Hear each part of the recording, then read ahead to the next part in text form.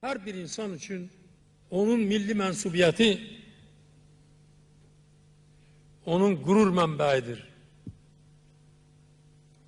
Mən həmişə fəxr etmişəm. Bu gün də fəxr edirəm ki, mən Azərbaycanlıyım.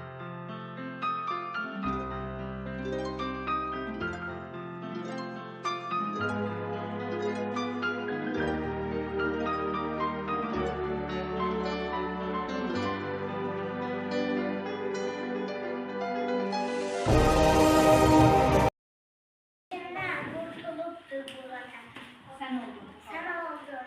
Bu kavga, ümit ve güven. Sen oldun Dargın. Sen oldun.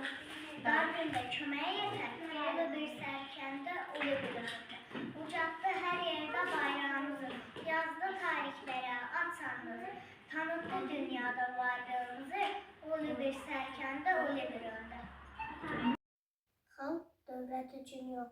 Devlet halk için olmalıdır. Xalqı həmişə mədəniyyəti birləşdirir. Kəsri millətin gələcəyi. Azadlıq hər bir xalqın milli sərvətidir.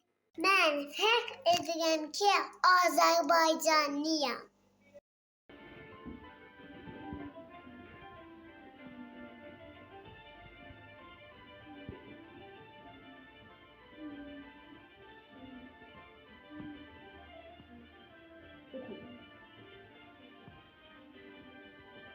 Azerbaycan kimi, önderimiz var.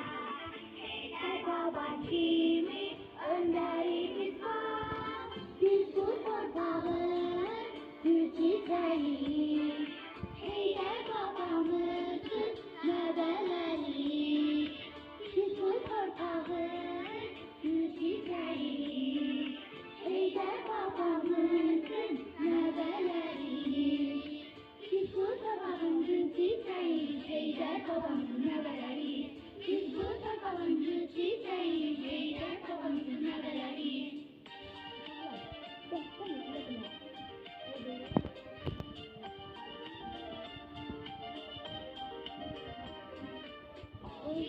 Sayılan yüreğimizi, her zaman her yerde yüreğimizi. Biz bu torpağın gücüdeyiz. Heyder babamızın nəvələri.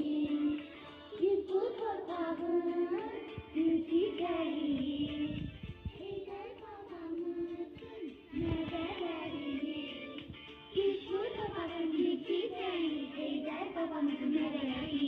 Biz bu torpağın gücüdeyiz. Heyder babamızın nəvələri. Biz bu torpağın gücüdeyiz. Heyder babamızın nəvələri. Biz bu torpağın gücüdeyiz. Heyder babamızın